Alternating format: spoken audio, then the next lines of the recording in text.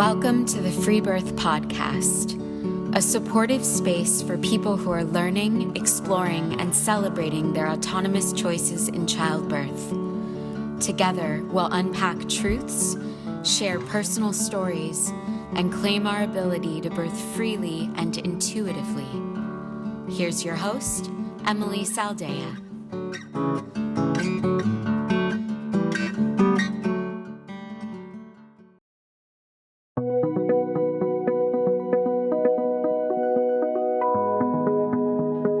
Are you craving a community of like-minded women? Do you feel like an outsider in your family or your community?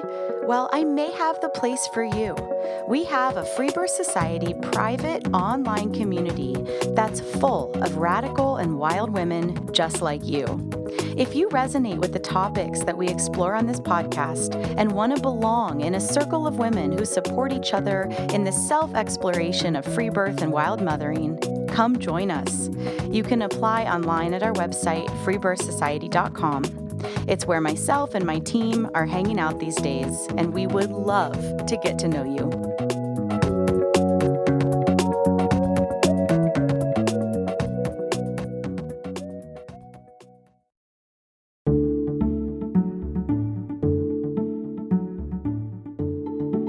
Thrilled to be sharing this interview today with the lovely Jinti Fell, who you could say comes out of the closet about her free birth on today's episode.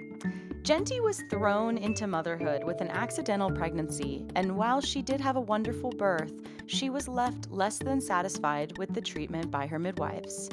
Then, practicing conscious conception to call in her son, she finds herself deep in her own shadow work to prepare for her new child.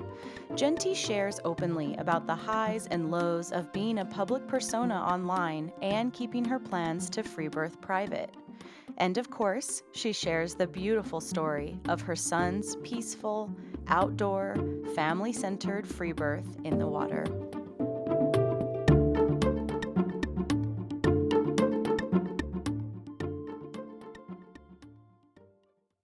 Okay, so I grew up in a pretty big family.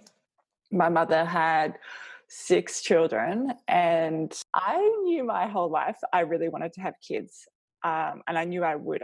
I really wanted that, and I'd been with my partner for a few years, and it's just something we had never spoken about.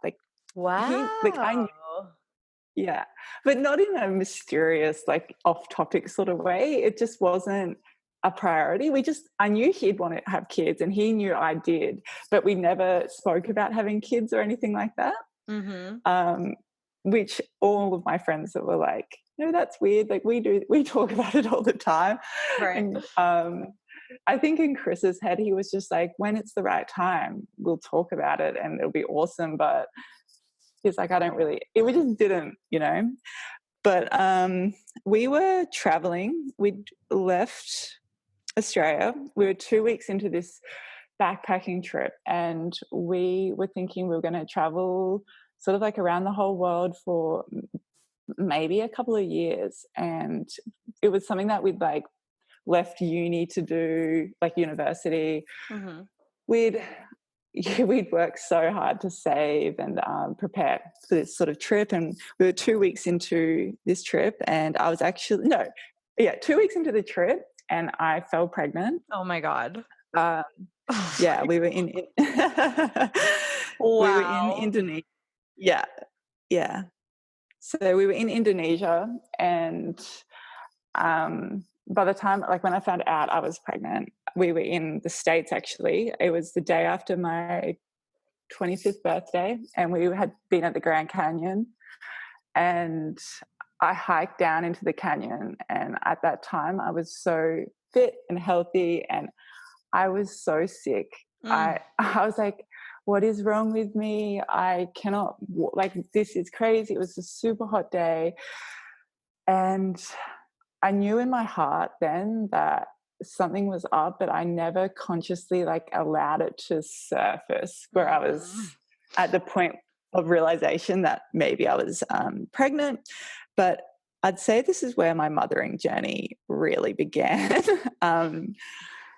And I wish I could say it was like this excitement, just Right. acceptance, complete surrender, but it was truly the opposite of that. It was, oh, wow. I resisted that for months up until I was about literally like 4 months pregnant. I sort of came to terms with the fact that we were having a baby and that I could start looking at it as a really more enjoyable and beautiful thing, as aside to just being like in complete, just in shock and resisting Well, and you what didn't. was coming. Yeah, I mean, that is a really big deal to be pregnant when you didn't want to be or plan to be.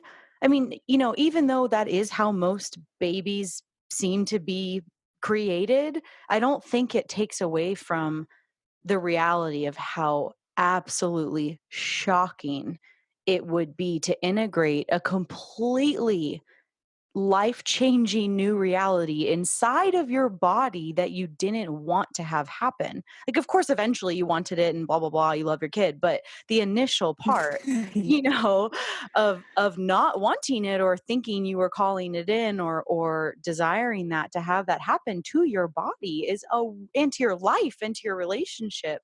That's a very, very big deal. Yeah, that feeling of just knowing a human was inside of me and it Mhm. wasn't, yeah, that was just the wildest thing to me and something I just struggled to connect with for a long time. I want to actually say that we had no idea about anything to do with having babies. I mean, we knew how to make a baby, Yeah, but obviously. actually having children, I've got three older sisters. None of them have had children. None of my friends had had children. Chris had held a baby before, a couple of weeks before our trip, and we just didn't know much about having children. I so upon realizing that I was pregnant, in my head I was like, what do we do? Like, what do we do now? And Mhm. we were like, well, I suppose like maybe we have to go to the doctor. Mhm. And we were in America. And so we were just like, well, how do we even do this? And it was just a bit of a confusing time. And we ended up finding a doctor that would see us. And I remember I sat in the car. We had this little hire car. And I sat in the car and I couldn't go inside. I just bawled my eyes out. Mm. Like, and Chris was trying to console me and just calm me down, and I was unbelievably emotional. And I don't already go to doctor, like going to a doctor was a big thing for me, and so it already stresses me out. Mhm. And And so had you heard about midwives before? no, Okay. I'm sure I knew what a midwife was, Okay. but I knew, I mean, in my head then, from the moment I knew I was pregnant, I was like, well, obviously we'll have a home birth. So I must have heard a few different things, Mhm.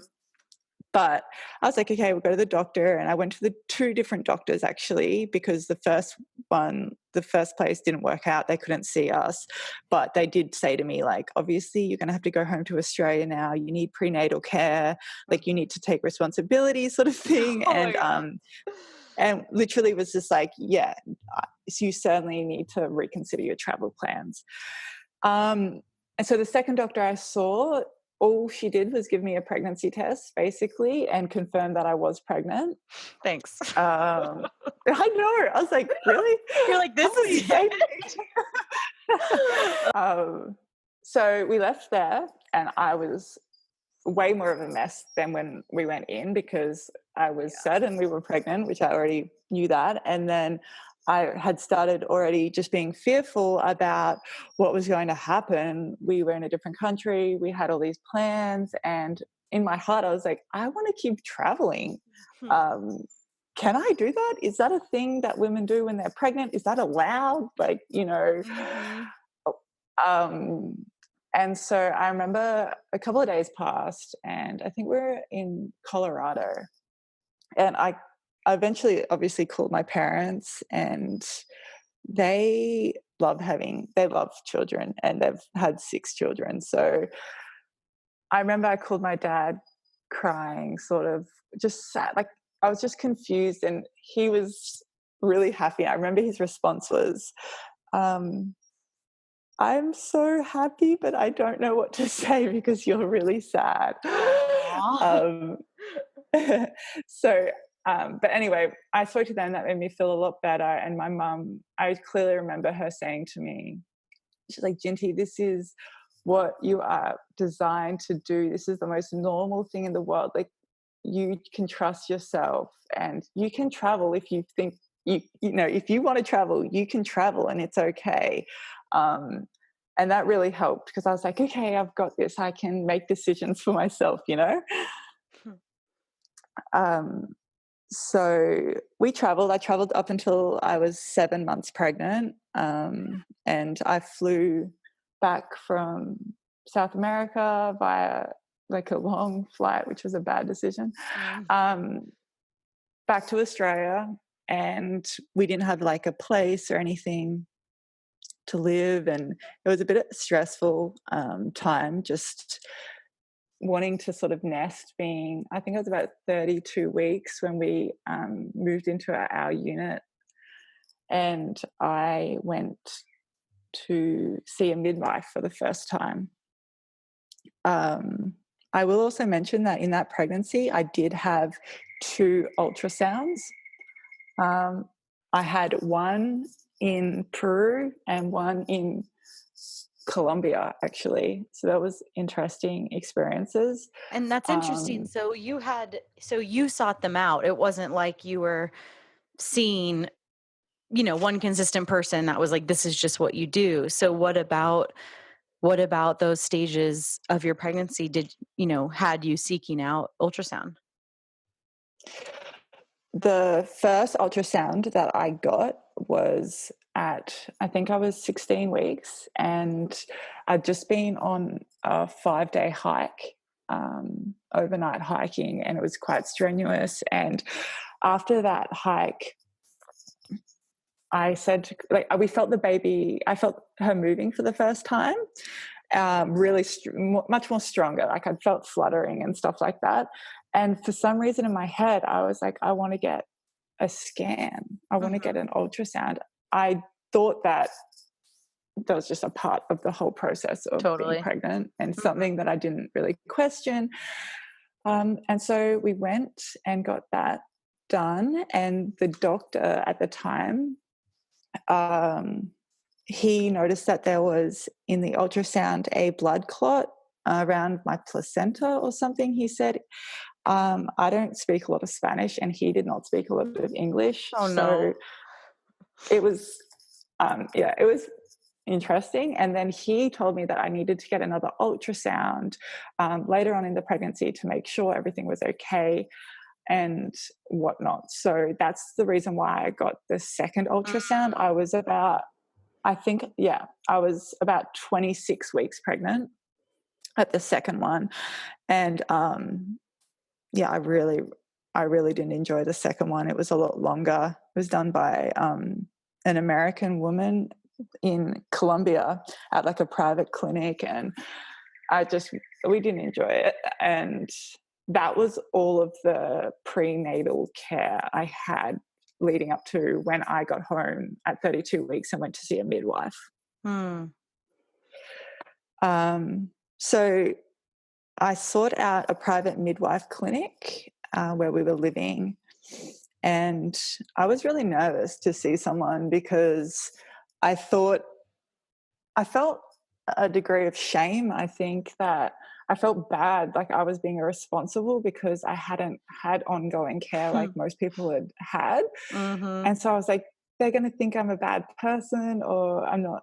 I don't know. It was, so I saw her, and I ended up not being, like, we really wanted to have a home birth, but by this stage financially, it wasn't an option for us after we'd been traveling. And it was really expensive to have a home birth through the midwife clinic.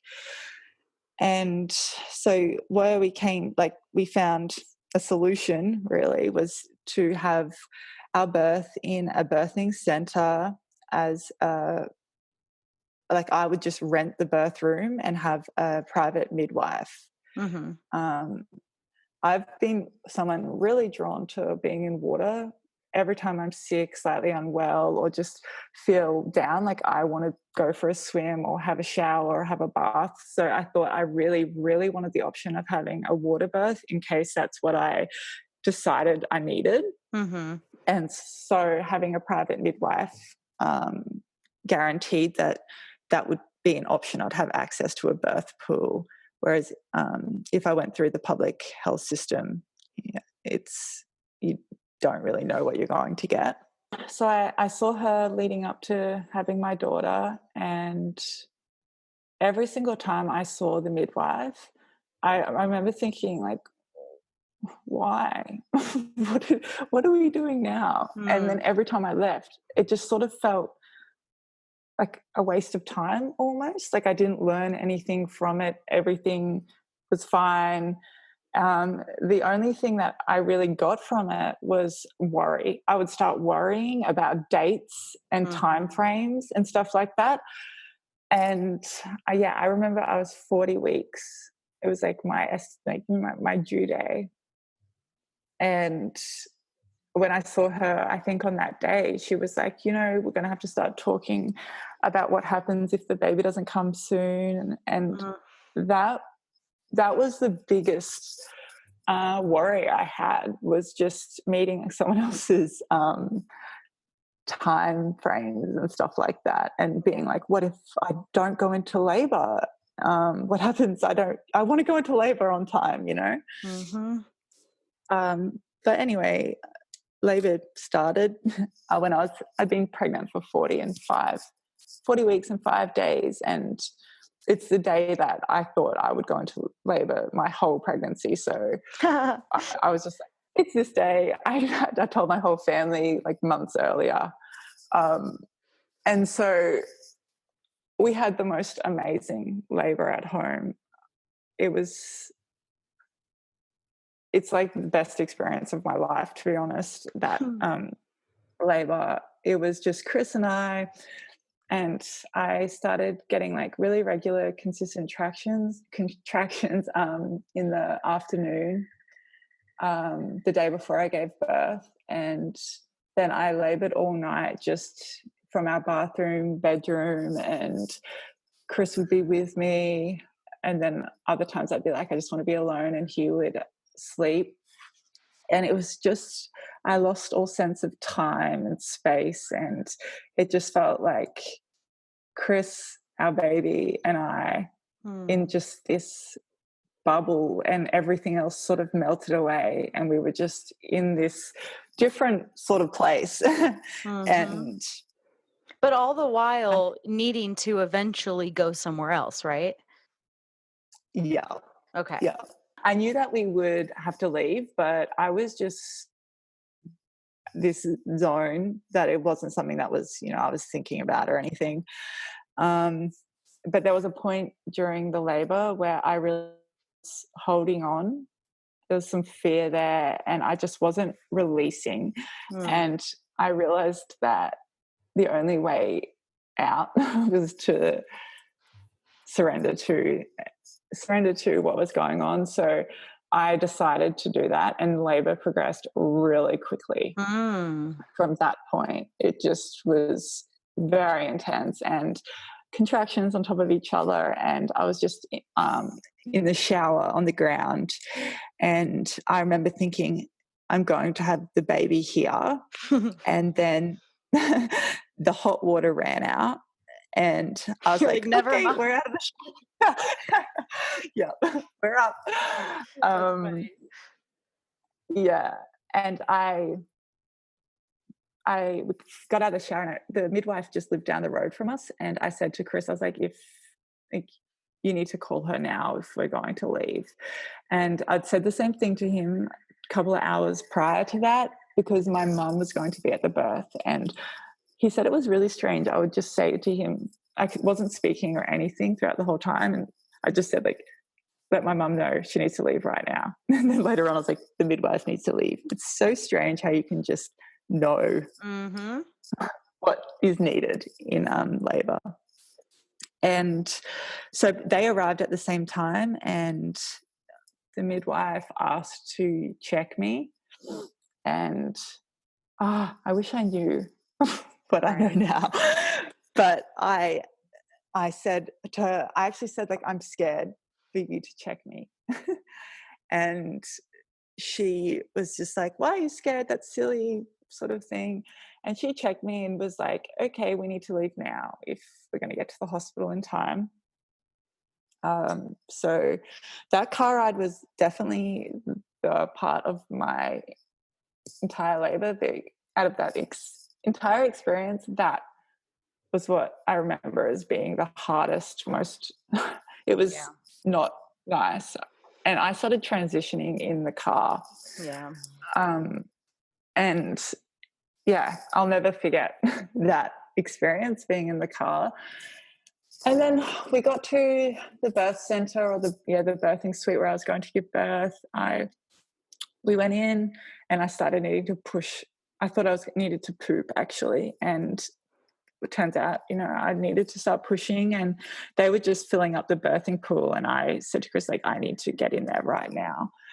And so I got in when it was filling up, and I loved the pushing part, because I knew the end was sort of in sight. And I felt a lot calmer. I had bigger gaps between the urge to push, and I was really quite rested. And Chris and I were he had his arms right around me, so I was just like looking into his face. So it still sort of felt like just him and I, and we could have sort of been anywhere. That's what it felt like.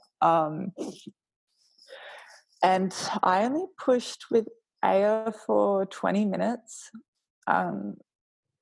And I remember her head was nearly coming out and no one realized. And I said to Chris, can you see her hair? And he's like, what? Really? And he had a look, and the midwife, I remember there was 2 midwives there. One I'd never met before. She was a part of the private midwife clinic, though, and my midwife. And they laughed. They were on the other side of the room, and they laughed. And she said to me, oh, honey, you're going to have to do a lot more to get that baby out. And what? She said it jokingly. Not funny. I don't know. Not funny. And I sort of was just like, what? Right. I remember thinking, if that is not the baby, what is that? Like, what? Fair enough. And yeah, the next push, her head came out, and they sort of ran over, just really surprised. And then it all sort of, happened from there. And I think the next push after that, I birthed her body, and that moment was so, I don't even know, it was so intense and powerful. And Chris was there with me, and Mum was there, and like, that was the most intense feeling I think I've ever felt, just becoming a parent. Like, just this little human just came out of me. Like, are you kidding me? What is life? It also, going back to the midwife comment, it makes me always, obviously I hear these stories and comments all the time from women, and like, it makes me feel like, had they never attended birth? Like, I have been to so many births, and I have never not been surprised. Every single birth I've ever been to, something in it has surprised me and taught me and humbled me and blah, blah, blah. Like, I hear these stories from hospital staff or midwives, where they don't believe the birthing woman talking about what is occurring in her body. It just makes me think they must not have been to a birth before. Like, how have they not been surprised? It just blows my mind. Yeah, it was. Now I've given birth and know how, intense and strong a woman's intuition is, particularly during birth. There's nothing more powerful. I'm completely I don't understand. Yeah. Just another way of kind of silencing and creating some sort of hierarchical, power dynamic. And I don't, they don't even realize they're doing it. That's so how silencing and how totally incorrect, obviously, because then your baby came right away. Yeah. And I think a big thing that we took from the whole experience with having a midwife, and also postpartum, just how she helped us, or how she went about trying to help us and support us, I should say, it was really disempowering. It was a lot more to do with her, and her feeling like she had this purpose in place and that we needed her. Mm.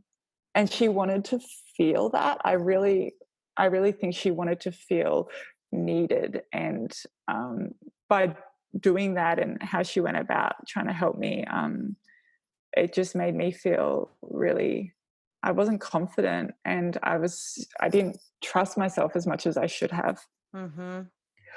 Yeah, that's such an Um, important piece to, yeah, talk about and reflect on and share with other women. Absolutely. It's something I've said often is I would never have a midwife or anyone be with me in a birth that thought that they were needed. It's like that element, yes. right? Like them thinking they're needed is already the wrong dynamic to enter in Yes. what should be a space of servitude, right? I really like that. I feel that really strongly, because I think when they feel like, they want to be needed, their intentions aren't quite right in a way. Oh yeah. Yeah. Um, so So you we, left, so you we, leave that birth experience kind of being like, huh, okay, like feeling obvious, hopefully very wonderful about your birth. But then as it sounds like, as you were reflecting on the midwifery side of it, feeling, I heard you use the word disempowered. not at the time. At looking back, this is on reflection. Mm, At the time, I was absolutely blissed out, just had the best experience of my life. I thought, could it get better than that? And Chris and I were just, it was like a sense of euphoria I felt after that birth. So um, it was a very positive experience for me in lots of ways. And then having gone through having my second child and going through that pregnancy and the lead up to conception, I really reflected more on our mm, first experience with our daughter, and sort of saw it from in a different perspective, from a different, angle, I suppose. mm-hmm. Okay. Yeah, from the time of having her at the hospital, we were literally checking our watches, because they had a minimum amount of time that we had to stay before they would let us leave. And so we were literally just like waiting to leave. And then 4 hours later, we were out of there as fast as we could. Um, so we got home, and I remember saying to Chris, holy, like we could have done that ourselves.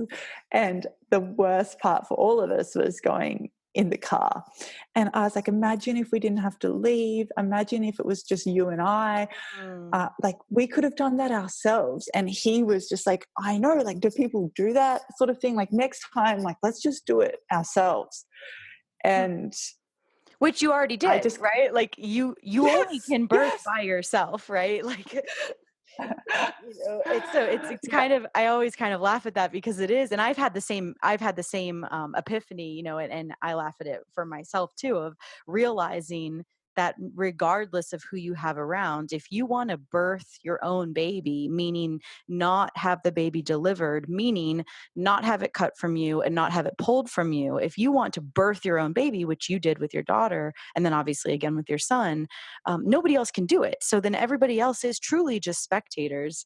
And so I love how many women are leaving their births realizing, that they already did do it by themselves. Yeah, it's definitely empowering to have that realization. So after we had that conversation, we never really spoke about giving birth again, like it wasn't something that we continuously spoke about. We were just so blissed out, and we just thought we'd had the best experience ever. And instantly we were just like, we love giving birth. Like, I love giving birth. Chris, it was the most amazing experience of his life. He was on the biggest high himself. And I think he really started viewing women really differently in lots of ways. She obviously changed our whole lives, like As they babies do to their parents. And we ended up deciding to, well, we just love being parents so much, but he was studying full time again after we'd gotten back from our travels, and working full time.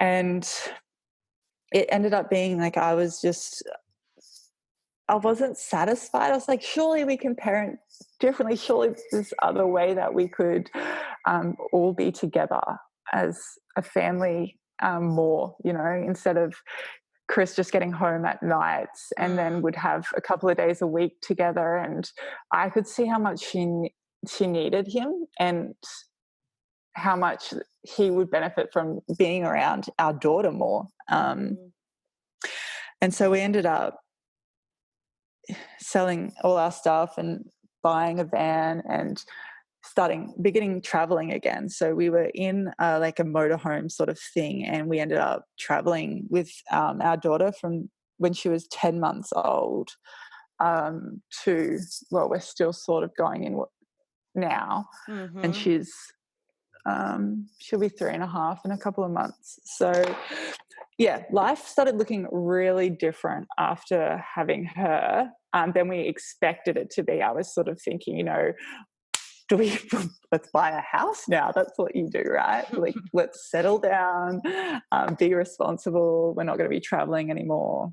And then, that didn't happen. You came back to Australia to have the baby, but you traveled for 7 months and then had the baby. And then at what point, I mean, I know a little bit about what your life looks like now. So at what point do you like click back into, we're on the road, we're a bus family, or whatever, however you identify?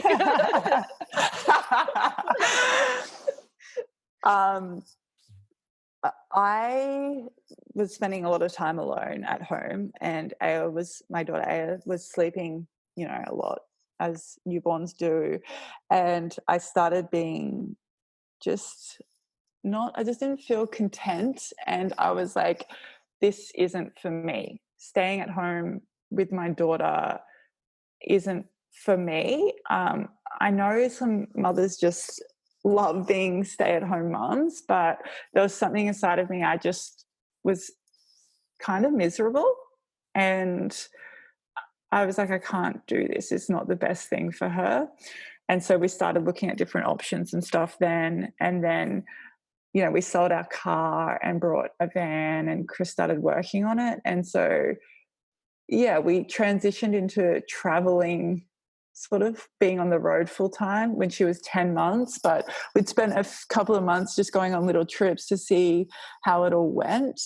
And at this stage, we didn't have much money at all. We weren't working online or anything. So it was it seemed a little risky, and we weren't sure how it was going to work, or if it was, but we thought, like all great adventures.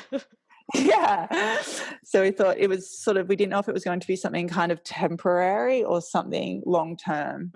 So it ended up being obviously a bigger decision than we could have realized.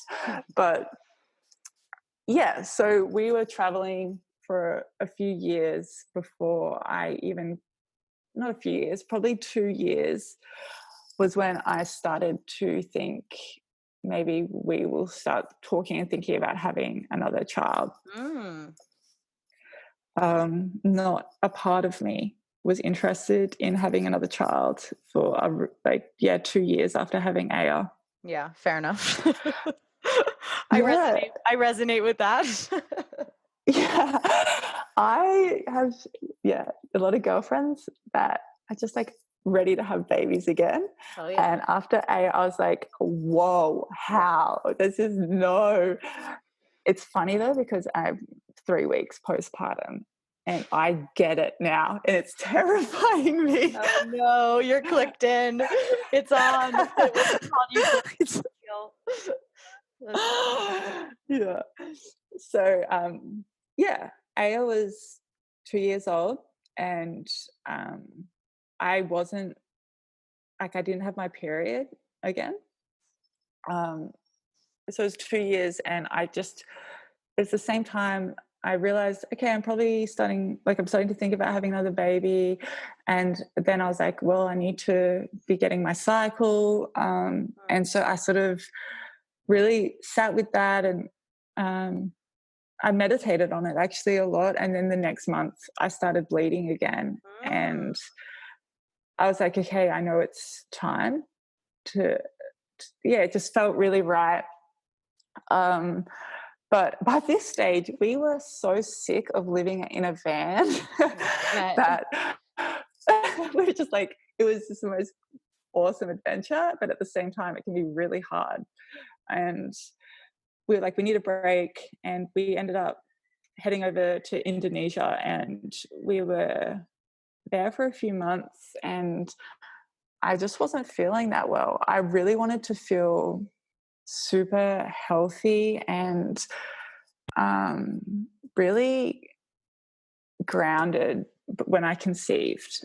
And I just wasn't feeling very well at all. I think we were around really poor air quality. We were traveling a lot, and I felt a little stressed and unwell, to be honest. So I was like, I don't want to conceive. It's not the right time here. And our daughter was conceived in Indonesia. So I thought, oh, maybe both our babies will be made over here. And no, pretty soon into that trip, I was like, I'm not ready. So we traveled for a couple of months and then came back to Australia. We got a home. We rented a place for 3 months. It was the whole winter, and it was so peaceful and beautiful out there. And we would just go to the farmers markets and buy organic produce, and we were just really nourishing ourselves. And I was at the point where I was like, okay, we're good to go now. Nice. Yeah. Well, that's so wise, and that is conscious conception, is, connecting with that and really tuning into what feels like the right time, and creating that right time, and the action steps towards that right time, and living with consciousness. And I love it, because so many people, we grow up hearing, oh, there's never a right time, and you're never prepared, and fuck that. Of course there is. There absolutely is. If you choose to create it, then of course there can be a quote unquote right time to call a pregnancy in. So I love that you listened to that and didn't get so caught up in the romantic, side of the, concept that the other baby was created in Indonesia, or that was the time you thought you'd do it. And yeah, to me, that like really encapsulates the concept of conscious conception. Yeah, that was important to us this time. And with Aya, our experience was obviously what it needed to be. It's how it all unfolded. But I wanted to go into this next pregnancy very much as consciously as we could, really.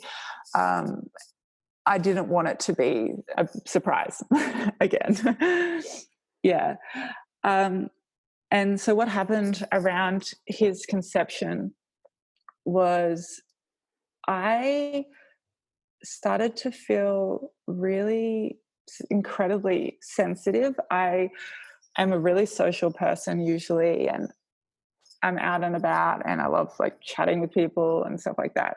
And I started going really pretty much the opposite, and I didn't really want to leave home much. I felt so sensitive to everything going on around me. And I would just stay home. We were on a big property, and I would just meditate, and I really wanted to be alone a lot. And so I was feeling really good as well, and like health wise. And so, yeah, leading into conceiving him, I was praying a lot for we felt he was so ready, and we had for a little while, and we just knew it was our son, and it was just I never experienced anything like it before. And then we conceived him, and that same night when Chris was going to sleep, he had this really strong vision of him holding his son, and he like looked into his son's face, and Aww. yeah, it was a really special time when he was conceived for us. So but in saying that, however long later, like 5 weeks later, when I don't start bleeding, I'm still surprised I'm pregnant. I'm like, what? Surely it's not surely it couldn't have been that easy. It has to be harder, that's how I thought in my head. It has to take longer. We can't conceive the first time that we thought we would, God, that's such a good point of the whole, it's the way it's been taught to me is upper limiting, is just the ways that we limit our accepting, the highest quality of our prayers and our dreams. Yeah.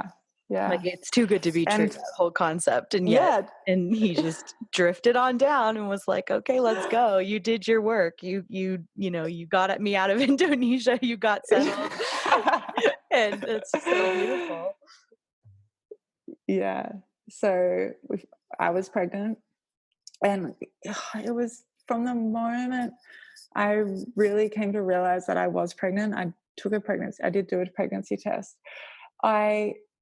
It was just normal. It was just so less traumatic than our first experience. It was just like, of course I'm pregnant. Okay, I'm pregnant. Like, it's our son. What do we do now? Like, it was just normal, But then what happened, and I really do want to include this in my story, was I went through probably leading that 5 weeks until finding out I was pregnant was definitely some of the most emotionally intense, low points of my life. I think it felt like I was experiencing like a lot of physical symptoms and feeling ill when we were traveling in Indonesia. And then I came home, and being in a really quiet spot allowed a lot of things to surface. I then conceived our son, and all of a sudden I was just on this crazy emotional roller coaster. And I feel like he was showing me things, like lessons that needed to surface, and his like presence in our lives was like encouraging us to grow and to see things that needed to be seen. And it was I'll just say it was a really like low time where I honestly was just like, how do I be a human? Like, what is this life? And I questioned a lot of things, and I feel like I was completely stripped of who I thought I was. My whole identity sort of began dissolving, and I was just like, what is this life? What is real? Like, who am I? And do you think this spiritual work was coming forth because of your son, or just where you were at in your life, or what? I mean, I can't know for sure, but I really feel like it was coming forth with him. With He was like, deal with this shit. Yeah, like I don't want to hang out here for the next 9 months when you've got to like deal with it. So I felt lonely actually.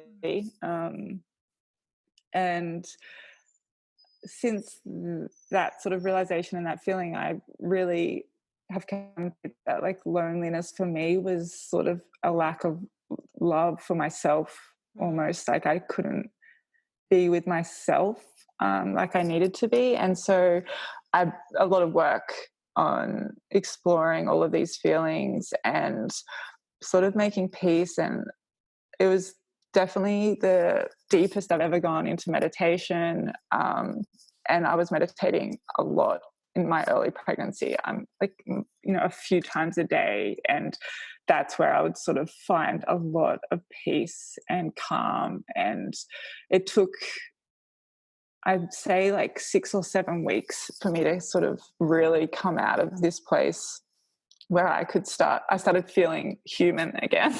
Like I could converse with other people, be around people that weren't, it was interesting because we work solely online and we document and share our lives really online.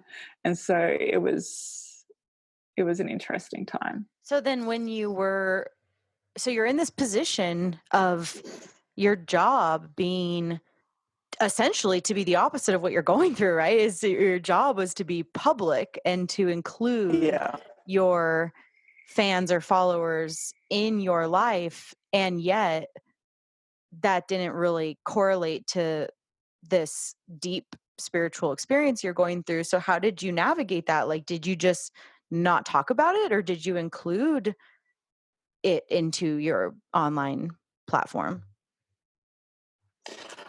I think I didn't talk about it much, and I mean, people noticed though. It was people could sense that there was something going on, but I didn't want to talk about it.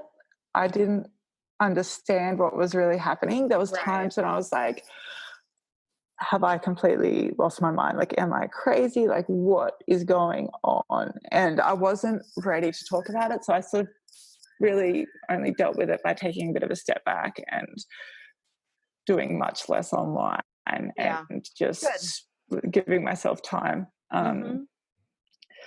So that was sort of the start of the pregnancy. It rocked me. Yeah, wow.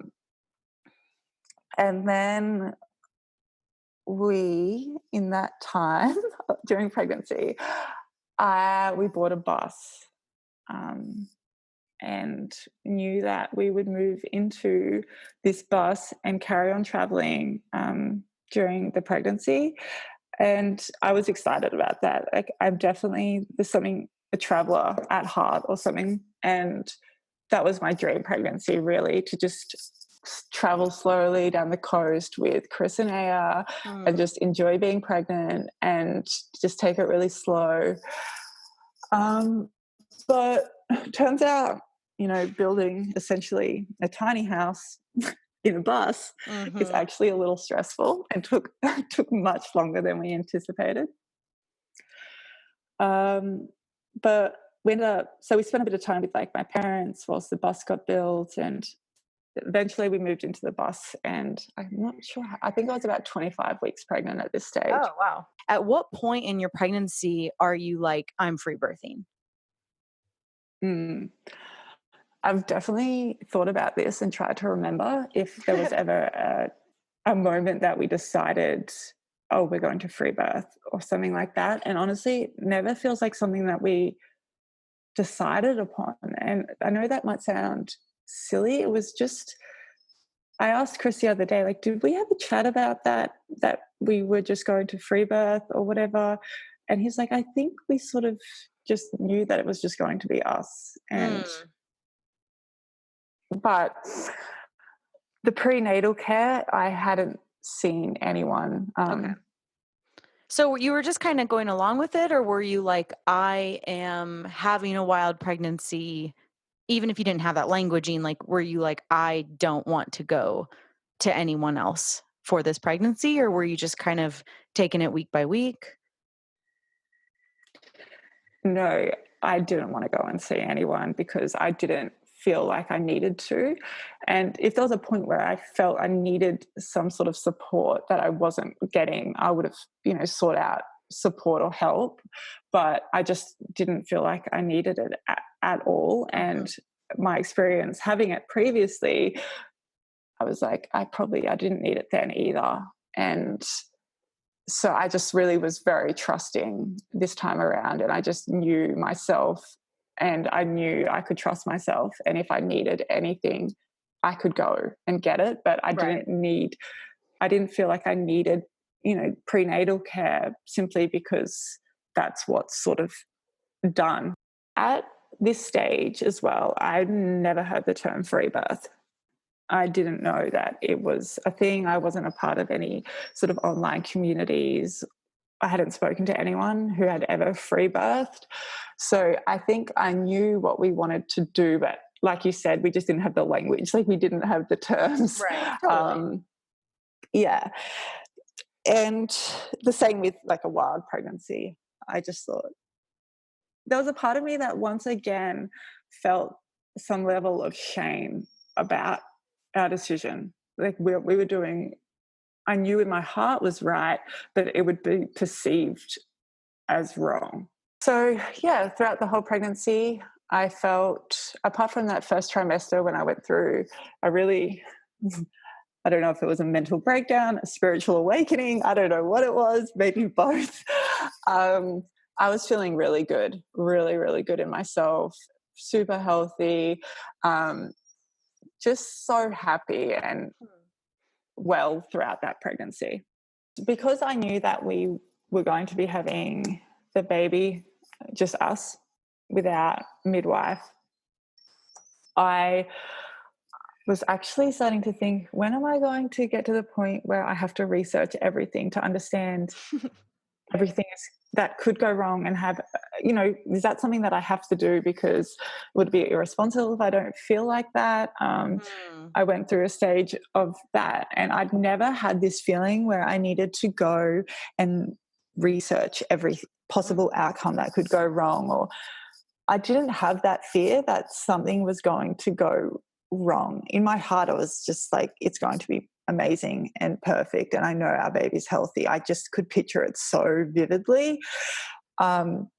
So when I was in the bus, I started to want to mentally prepare myself for the labor, I suppose, and I've been doing that throughout most of the pregnancy, and for me that was just really like meditating a lot and visualizing our birth and just the feeling that just the feeling around giving birth and the environment we'd be in and how it would unfold and who would be there, and just visualizing and picturing our baby just being born, just healthy and strong. And that was a lot of my preparation, really. And Chris and I would talk about it a lot in terms of what it would be like, and would really just try to raise each other's energy around giving birth and support, and just so we felt really confident and supported and excited to give birth.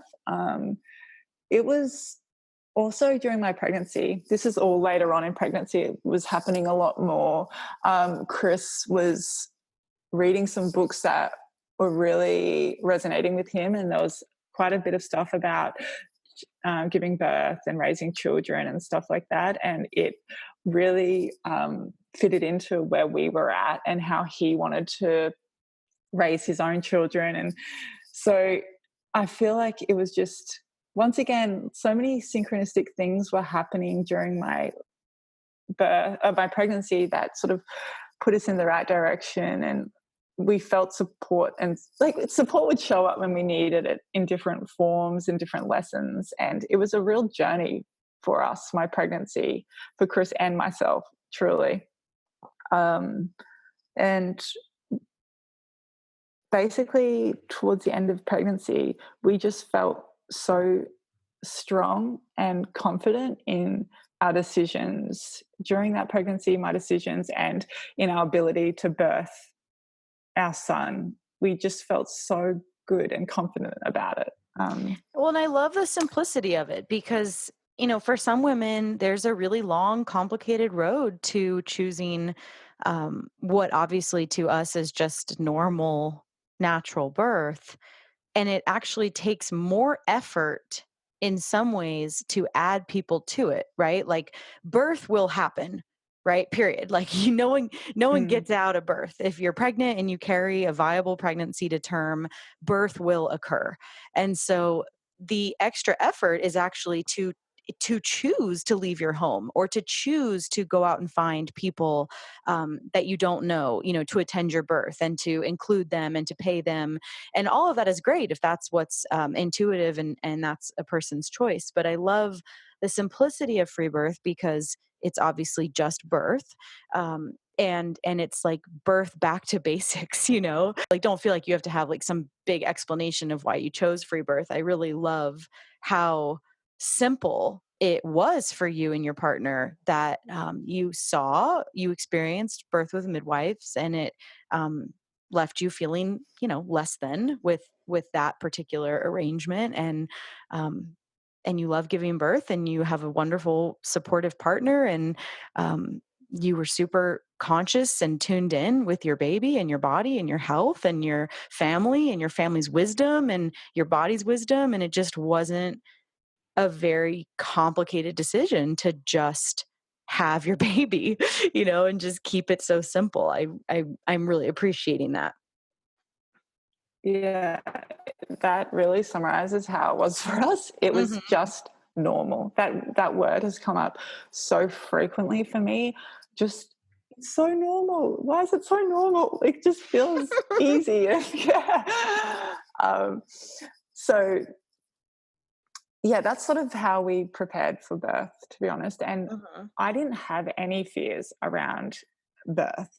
Truly, I was just, it'll be awesome. That's how I felt in my head. Chris felt exactly the same. And he was excited. If we were just excited to get to experience, you know, meeting our child, another child that we conceived. It's just so incredible. And we were just felt really excited. The only fears I had, and I suppose like negative feelings, were about how it would be perceived by other people and how I would navigate sharing if I decided to, or other people's energy and fears being projected towards us. I was really sensitive to that.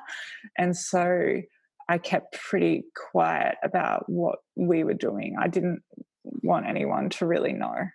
Well, especially with Uh, such a public life. Yeah, that's perfectly understandable. Absolutely. I mean, and it's the internet. So it's not even, choosing to be public about it in your like small in-person community in your town or something, which also comes with its own potential dangers and yeah. sensitivities. But the for the World Wide Web to know this and to be so open to that trolling and criticism and fear mongering prior, when you're in such a sensitive um, and rightfully so protective space. Um, and so I'm wondering, like, because that is interesting with your job and with kind of the role you're carrying in your life right now. Was it challenging to kind of compartmentalize that and keep that out of what you shared, or did it just feel very natural that like this is our private piece and then this is what we share publicly? Yeah, it was a little hard to navigate initially, and then I sort of decided I need to put some, boundaries up here because I need to protect this space, and I cannot let people's fears and fear mongering really affect me. I can't, and so pretty early on, I was just like, this is what I will share, this is what I won't share, and this is how it's going to be, sort of thing.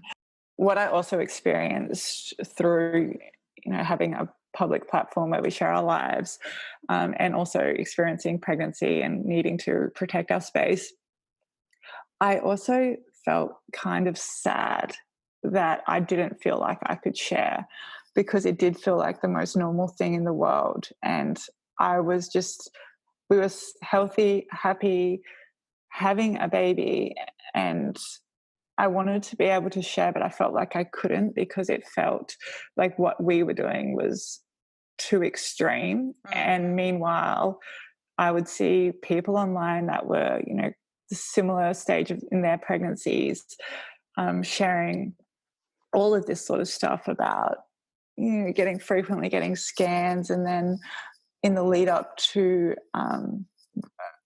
around the time it was, their due date or whatever, getting all sorts of interventions and things like that. And I was just a little sad that I felt I couldn't share, but their stories were just so normal, Hmm. that it was just embraced and just treated like completely normal. But Mhm. ours was like a little too extreme, which Mhm. I don't know.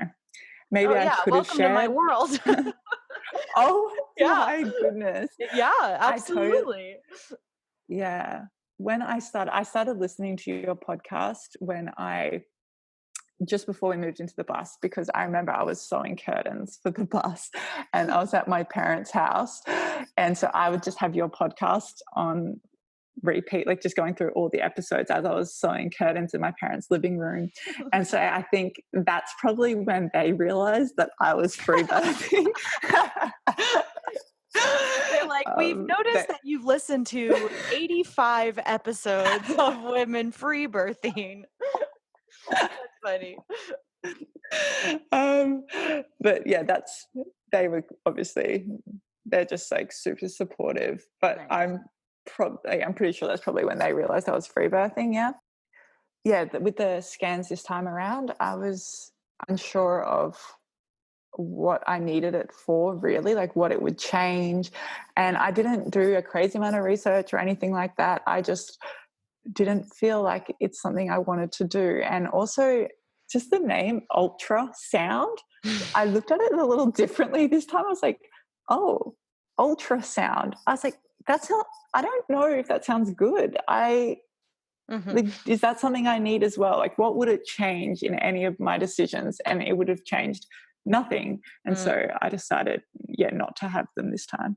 I love that. So you implied inquiry to these choices and then made an intuitive decision because you are an adult, that is able to make those decisions. And that's, that's really what free birth is about. That's what living with authority as an adult is about, that you actually don't have to be well researched. You don't have to explain your decisions to anybody because you're an adult and you get to make your own decisions about your body. That's a human right, and in most places a legal right. So I love that you're highlighting that you didn't necessarily do a ton of research or read a ton of books, and it really just speaks to the point that, so what, that doesn't even matter. That would really, it sounds like, be rooted in justifying your decisions, and you do not need any other reason other than it was intuitive to me, and that is enough. And I really hear you on the sadness that came with making the very wise decision to withhold these intuitive choices about your life to the public. um, you were very wise to make that decision, and in an effort of self-protection. But to your point, that you needed to, or that rather, that you were feeling really sad what witnessing these other people getting to celebrate their ultrasounds and their whatever, their inductions and their due dates and all of this stuff that actually um, holds great, great, great risk that no one's talking about. And yet we're witnessing an entire culture romanticizing the interventions and the just sabotage of normal physiological birth. And here you are, um, committing to that and having to, or experiencing what most of us experience, is experiencing the silencing of that. And it's so ass backwards, and it's understandably sad. It should be sad because it is sad. And what I am so excited about of you then working through that and having your epic euphoric birth, and now sharing in that, and now celebrating that in a different space that's far more appropriate, because you don't have to Mm. self-protect in the same way. And getting to, and this episode is a part of that, just like you sharing your beautiful video on YouTube, and being this public persona, getting to walk in the light of you choosing to celebrate your choices. And we'll get to that in a minute of how it was received. But yeah, I really, I hear what you're saying. Yeah, I can imagine that you have gone through a lot by just this podcast and the platform. I couldn't even imagine. I really honestly thought about that, gave me strength, truly, when I sat with what you are doing and how powerful and important it is, but how much strength it must take. And I was like, okay, I can do this. Like Nice. I'm doing nothing compared to this. Yeah. Hell yeah. Good. Good. I'm glad. And that's what we're all here for, right? Is to inspire each other and to share and hold each other's wisdom and inspire each other in our strengths and in what we're doing. And so, you've inspired me in many ways, and it goes both ways. And it's just so like, this is what it should be. This is how women lift each other up, is to seek the strength and wisdom from each other and to give that to each other, which we're totally doing. So yeah, thank you for that reflection. And I'd love to move towards the birth of your son. Yeah.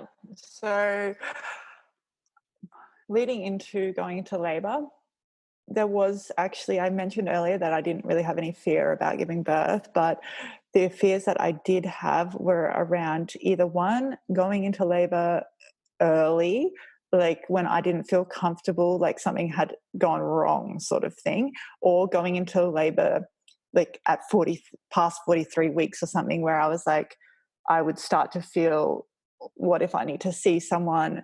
They were my fears about it all. So I was 41 weeks pregnant when I went into labor. Like I knew that labor was going like close.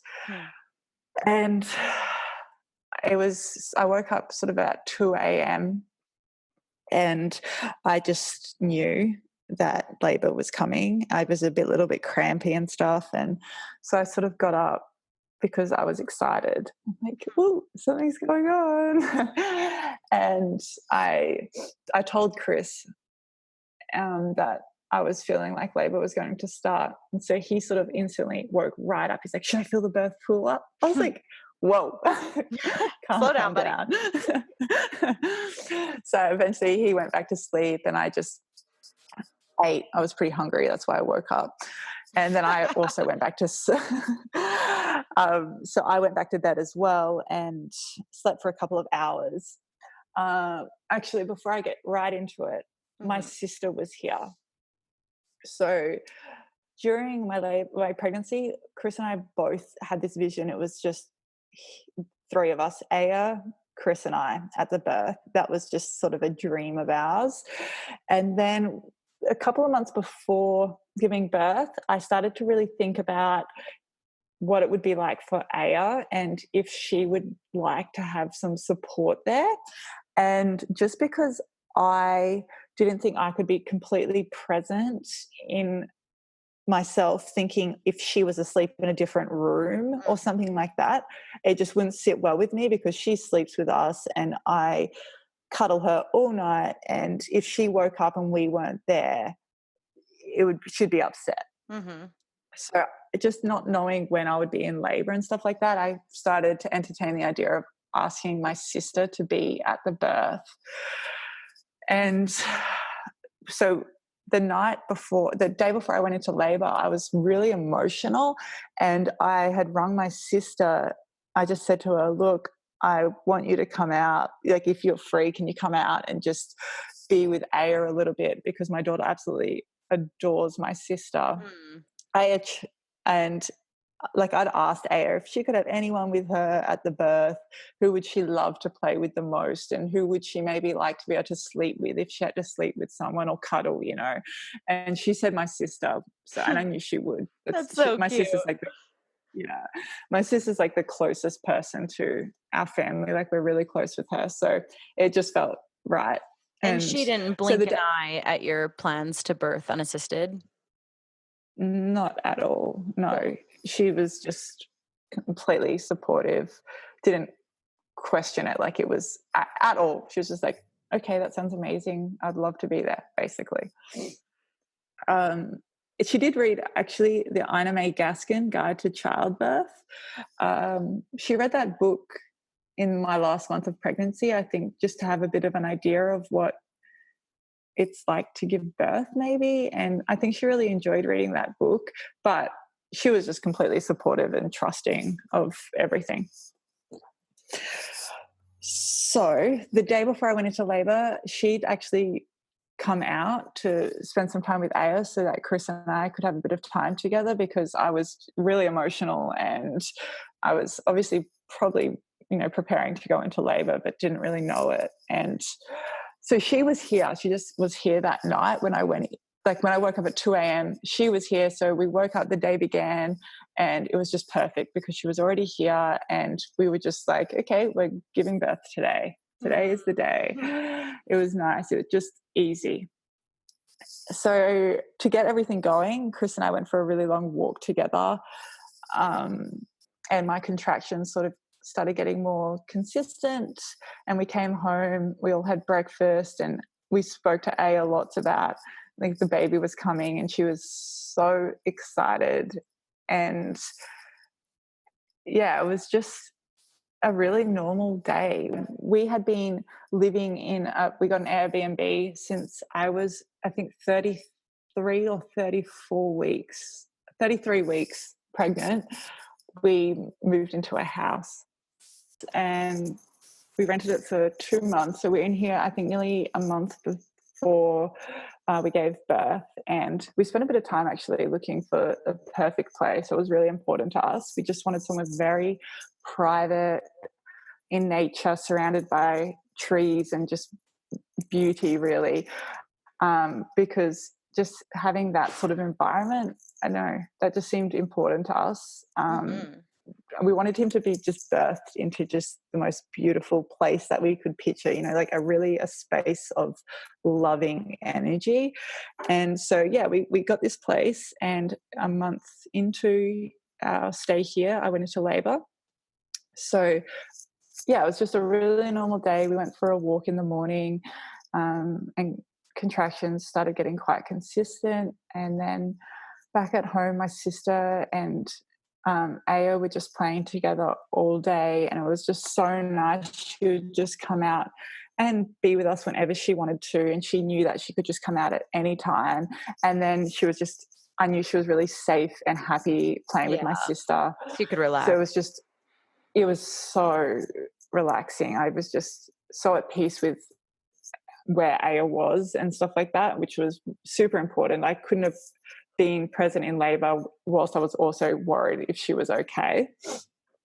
But we'd set up a birth pool out on our deck, and it was probably around 10 or 11 in the morning, and I said to Chris, maybe fill it up and I'll probably spend most of my labor out here, because I was thinking, it might be ages off.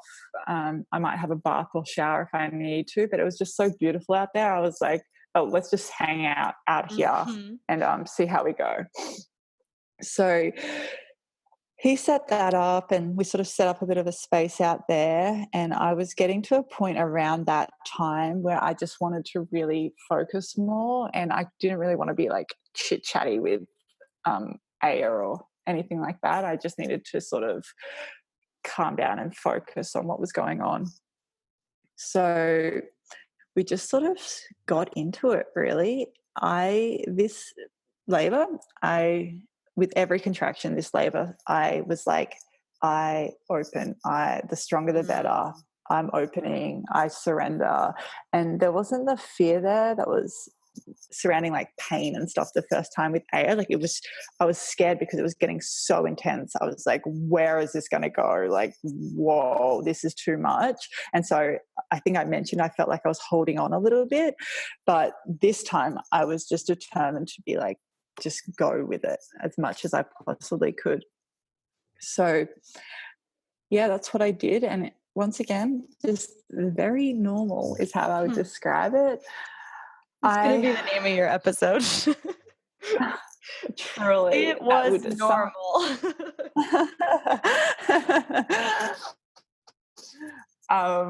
Labor just progressed, got more and more intense. It was mainly just Chris and I out there the whole time.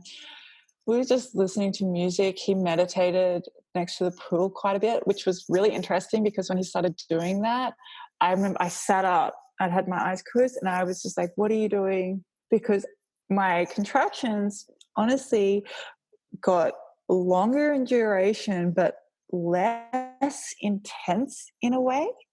but I truly, I felt like I knew he was doing something. And when I looked over, he's like, was meditating, and he was really picturing like sending me and the baby like loving energy and like light, and just really sending us his energy and support, I suppose.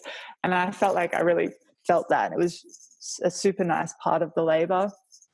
But yeah, it was just really peaceful out there. And every now and then I'd get out of the pool and just go for a little walk, because it really progressed my labor walking. So I thought, like, let's do this. And I'd go for a walk or hang off like some gymnastic rings we had out on the deck there. And before I knew it, it got really intense pretty quickly. I didn't keep track of time, and I didn't time any of the contractions or anything like that. We just sort of went with it. So in this time, my daughter is coming out, and so she got to see like it was progressing.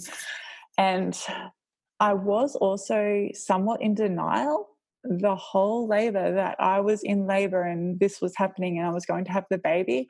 I think it was sort of like a way for me to try to be mentally prepared for a longer labor. In a way, I was like, I remember saying to my sister, she'd come out, and I was heavily in labor. And I said to her, Minna, I'm in labor, right? This is labor. And she was like, she looked at me and she sort of laughed. She was like, if you're not in labor, this is literally the most bizarre thing I have ever seen in my life. What is wrong with you if you're not? So it's like, okay, this is labor. I just kept saying to Chris, like, it could be long. Like, I was just really trying to mentally prepare in some ways for it to be longer and not giving birth today. How long was your first birth? 15 hours. Okay. Gotcha. And I'd said this whole time, I'm like, I know this labor is going to be shorter. Like, I was guessing around 6 hours, 7 hours. So I don't know what I was doing, but I was in denial to some degree.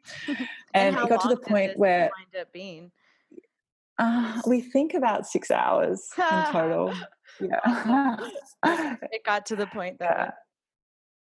It got to the point where contractions are just on top of each other. I really wasn't getting much of a break, but I was still really there, much more so than with my daughters. I was like in this other place with her, and with him, I was really aware of what was going on, and I could have a chat still. And I don't know. And I said to Chris, all of a sudden, I'm like, all right, and I'm done with this. I'm not into this.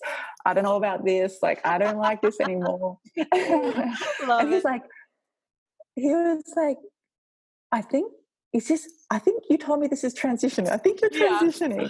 Yeah. I was like, babe, I'm not in transition. This is like, I've got so much longer to go. He's like, really? He's like, I feel like you're at the end. Like, I feel like he's going to be here soon. I was like, no, that's ridiculous. Well, yeah, I was transitioning, and not long after that, I was mid-contraction, and all of a sudden I felt like the need to push. Actually, just prior to that happening, Chris had got a mirror and put it under me so I could see. And that helped me so much. It was just almost like this shift in perspective where I was seeing things happening. It wasn't just a feeling. I was truly actually opening, and I could feel myself opening, but to see it with my eyes was amazing, and something that I hadn't done with my first. And I absolutely loved that. And it really helped me to stay focused. So yeah, I was mid-contraction, and then with that mirror, we saw my waters sort of come out a little and then pop. And that was so cool. We were just like, Chris and I both just like looking into the mirror when that happened. And I remember just like, nice. Yeah, that was really cool. And then, not too long after that, I started getting the urge to push. And from that moment of needing to push, I could hardly make a sound. Everything was just silent, and I was so internal. I could just it was the coolest feeling ever. I could just feel exactly where he was and what was going on. And as intense as it was, it was incredible to just feel your child being born, so aware of everything that was going on in my body. And I love that stage of labor. Like, I really enjoy the pushing stage. And yeah, at that time, my sister said they were actually watching a movie, and my daughter doesn't often get to watch movies. And when she does, oh my gosh, you cannot get her away. She's like just sucked into this little vortex. And so she actually just stopped the movie and said to my sister, "Oh, we have to go and see Mummy now." And so Minna was like, she was like, "Oh, okay." And they came out, and I just started needing to push, and they needed to be there if they wanted to see the birth. So she just knew, and she came out, and yeah, you can see in the video, our birthing video, she was so supportive, and it was awesome to have her there. I just felt so incredibly supported by the people that were there, and just so safe. Everything was just right, and it just felt good. And it was probably 10 minutes, maybe needing to push, when his head came out. And I didn't have like the ring of fire or anything this time. It was just, he was much bigger as well than my daughter, but once again, it was just uneventful. Yeah, normal. Yes, his head came out, and then Chris and Aya climbed into the pool, because we sort of had spoken a little bit about, like, we wanted to catch him together. We wanted to like welcome him, the three of us. And yeah, he was born into the water, and we sort of brought him up onto my chest, and we just met him, and that was that, really. It was so nice and so calm.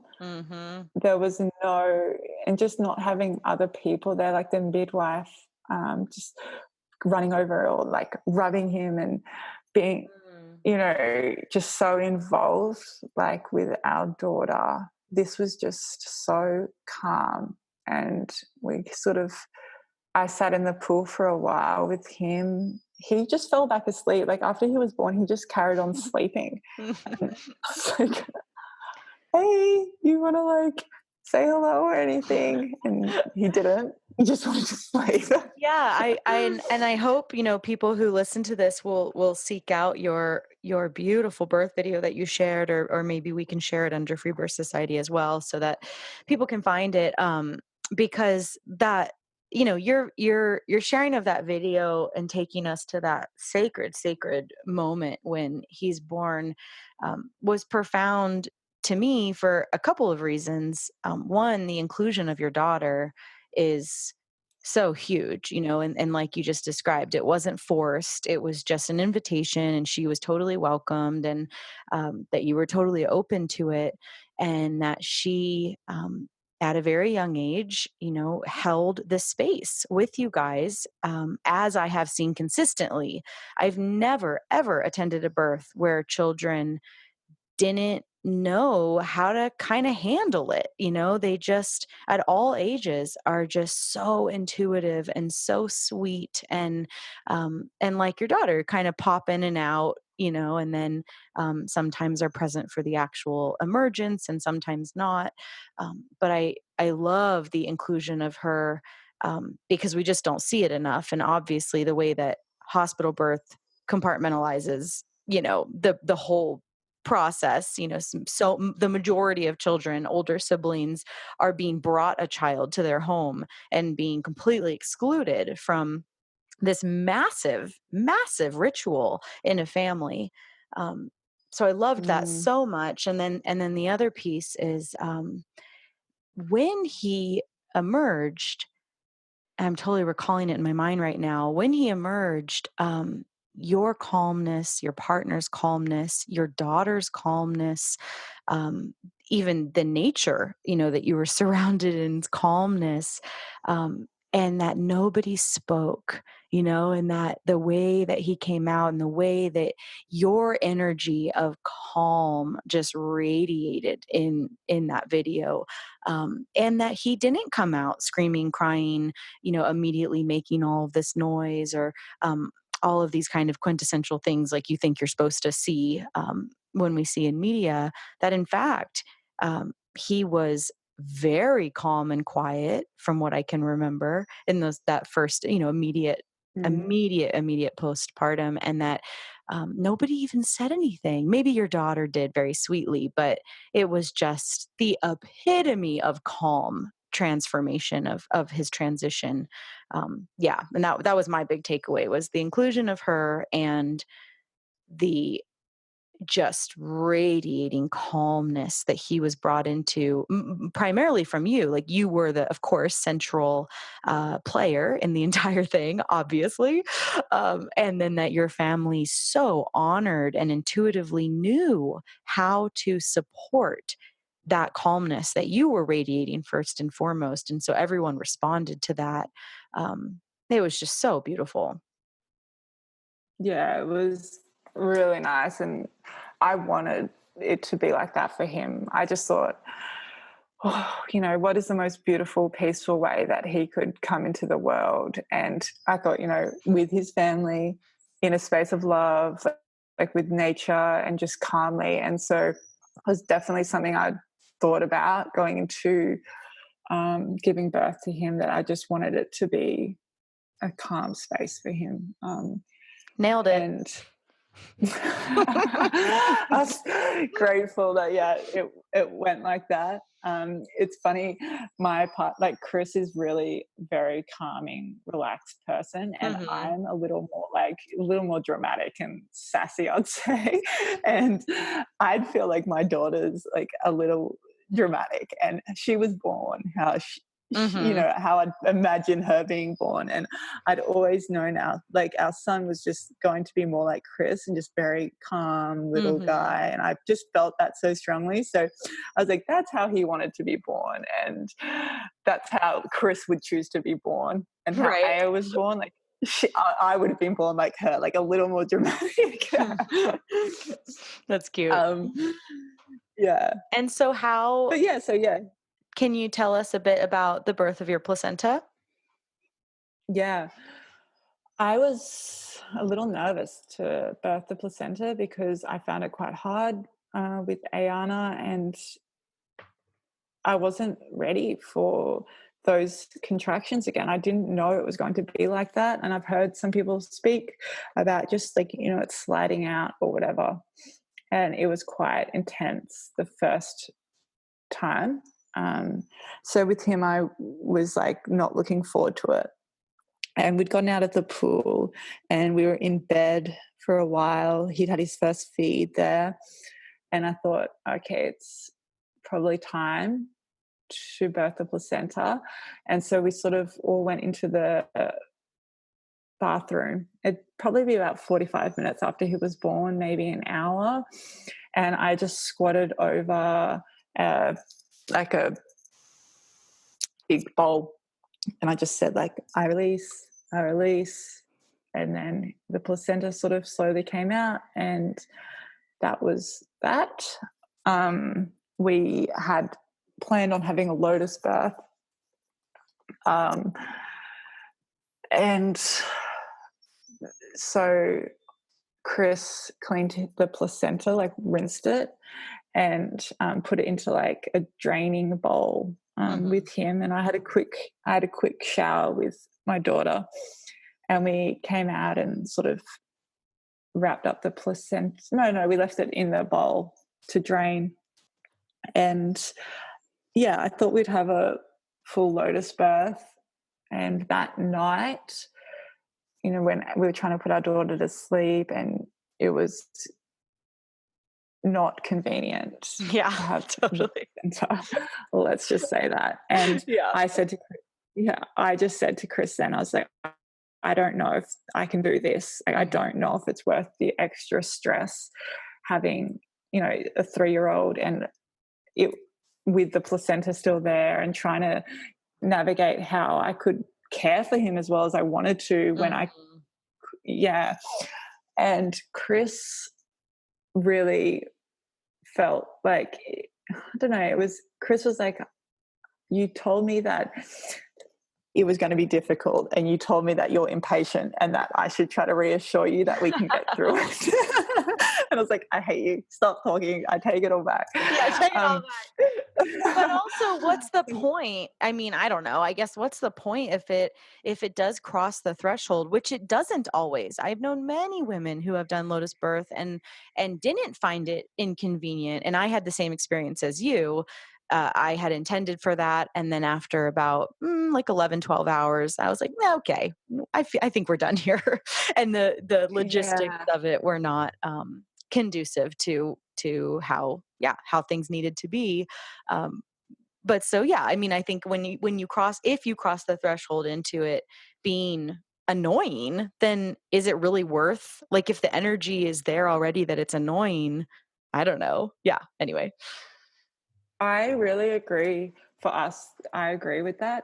And we ended up, had his placenta attached for just shy of 3 days. We went with it because I just felt like, if I wanted to give him that time.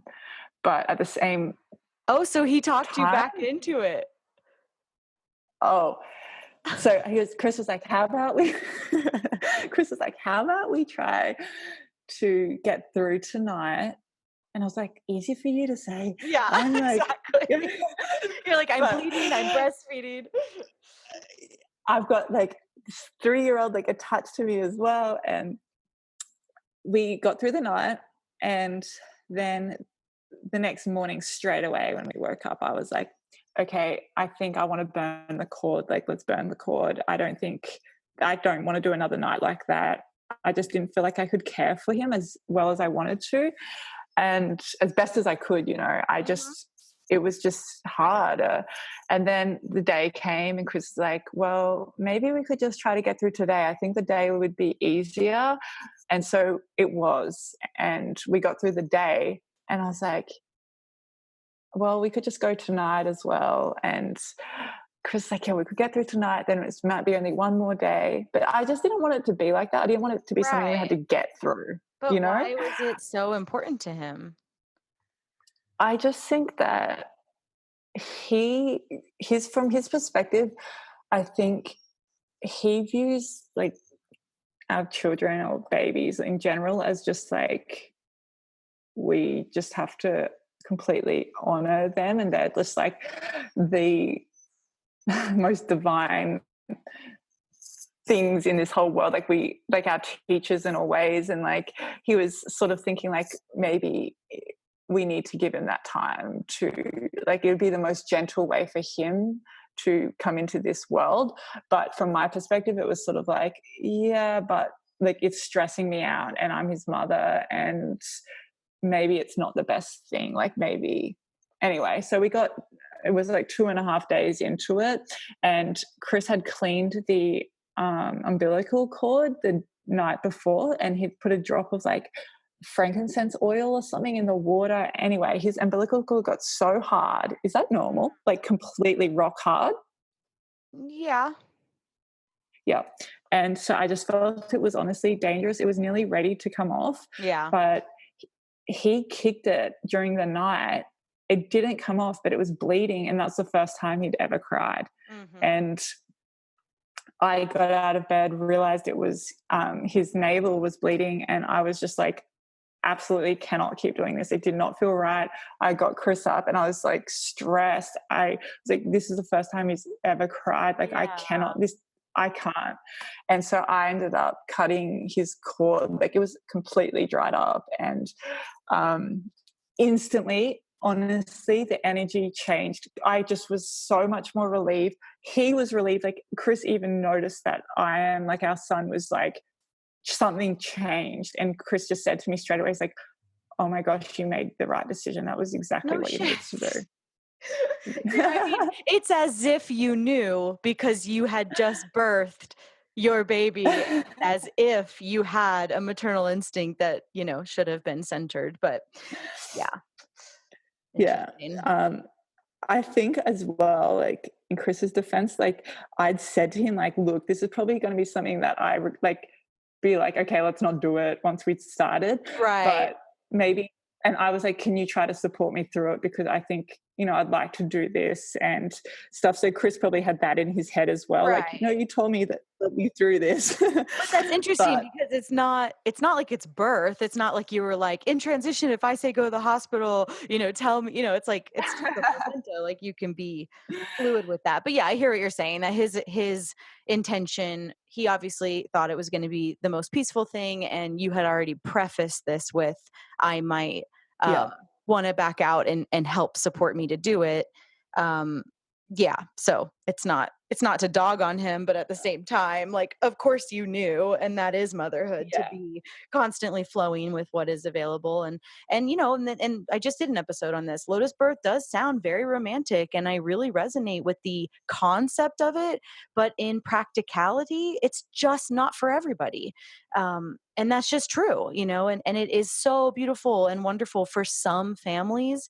And it's also a total pain in the ass for other families. I totally agree. And I wouldn't personally probably choose to do that again, especially because I think we'll have one more child, and I couldn't imagine doing Lotus birth with 2 kids. I know that some people do it though and having great experiences, but I was just like, wow, No, that you're was obviously tough. not doing it. Yeah. Yeah. Well, and I think, having a it's all about doing whatever you do with reverence, so you said, that Mm, your husband thinks, babies are the most whatever sacred and, light beings that we need to be gentle with. And absolutely 100%. And I don't think a cord burning ceremony, um, where your daughter and you and your husband and then, eventually now your son, because he'll be older with your third, you guys could absolutely do a very, very beautiful, sacred, ceremonial ritual where all of you hold the beeswax candles over the cord and you thank the placenta and you tell the baby what's going to happen. I mean, that is so peaceful and beautiful. And where's that line? It's not, um, I mean, I just did an episode on this. I even think throwing your placenta away in the trash can be done ritualistically and with reverence and with honor, if you don't have the option to bury or even the desire, like whatever you do, totally. can be done with total love and respect to this sweet little soul. And you already know this, but I'm just going to reinforce this. You did give your baby the most peaceful, gentle entry into the world that is literally possible. So you did that. Absolutely. Regardless that you burn the cord, or even if you had cut the cord or whatever, your intention with Lotus birth was to give him the most gentle and peaceful entry, and you 100% did that. Yeah, I so agree about what you're saying about the energy surrounding like how you do what you do and your Mhm. intention. And yeah, I think that for us, the energy of doing the Lotus birth and how much like additional stress that caused, it was just not worth it for us Totally. in the end. So yeah. Yeah. Um, so yeah, after we sort of sorted out the placenta and came down to the kitchen, and my sister was making us dinner, and we just literally carried on living our lives. Right? I was like, It what's was for normal. dinner? Beautiful. And we told no one that like I'd gone into labor or anything like that, which was also just so nice to not have anyone, waiting to hear if he'd been born or anything like Mhm. that, or like checking in. Um, so yeah, that night we just sort of let our parents know, and yeah, we had dinner and we went to bed. That was it. Oh, I love it. Oh, it really doesn't get any better than that. That's so good.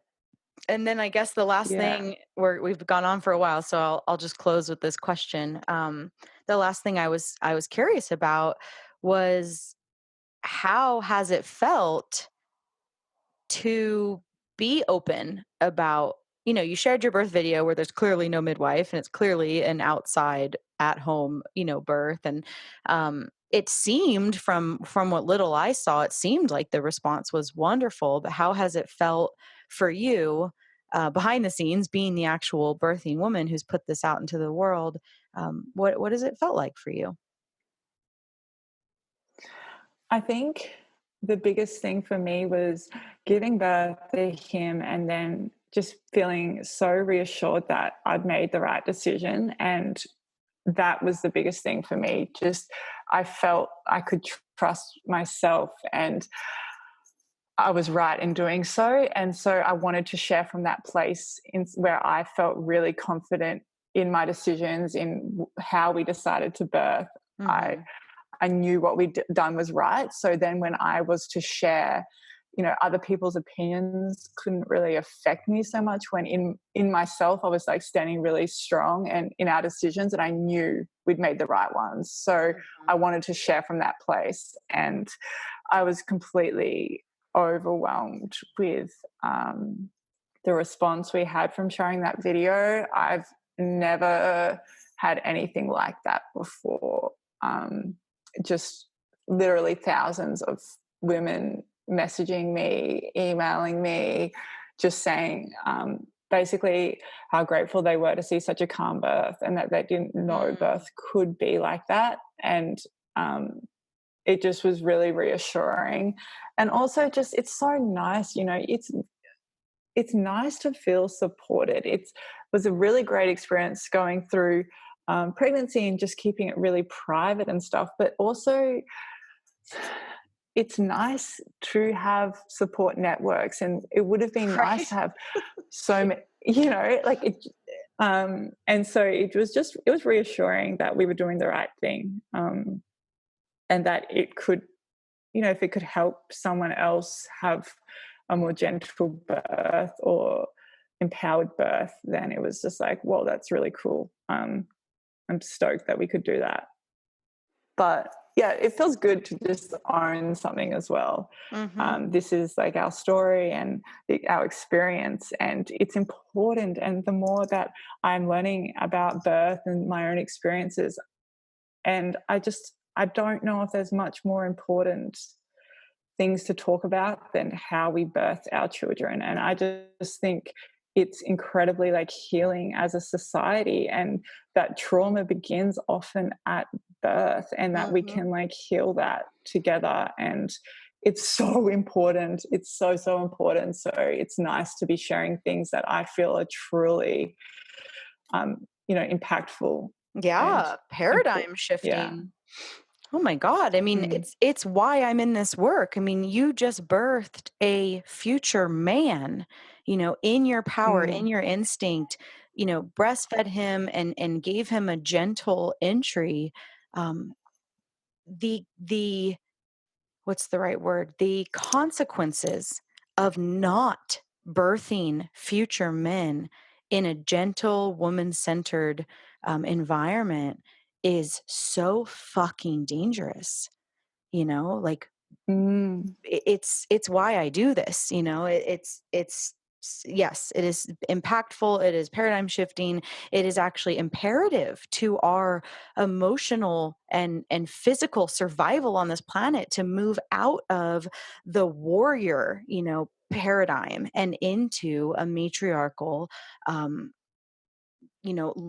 love, health, balance, peace, all of the stuff that we're working towards and that we know about. It absolutely starts in birth and in pregnancy, and it's cyclical, right? Because when a woman feels centered and powerful and able, safe enough to be in her instinct and in her intuition, and supported to be in that, she will mother in such a way that actually supports the biological imperatives of not just survival, but of thriving. I so feel that.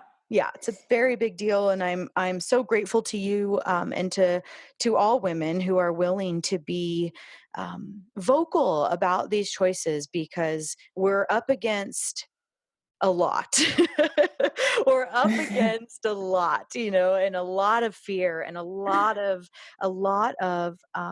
ignorance and a lot of, just blatant misogyny. And so, women like you are our lighthouses, that you were, willing and able and in an environment and all of this stuff, that you had the family dynamic and everything to birth in a beautiful, powerful way, and then share that with the world. And I really like what you just spoke about, how you said after the birth, you were so secure in your decision and knowing that it was the right one, that you felt ready to share. And that's exactly right. And that's what I felt in my pregnancy. And I talk about this with Yolanda a lot, that when you're really solid, period, when you're really solid in your decisions, in your life, when you're truly in your power and in your authenticity, when you're really comfortable with that, nothing shakes you.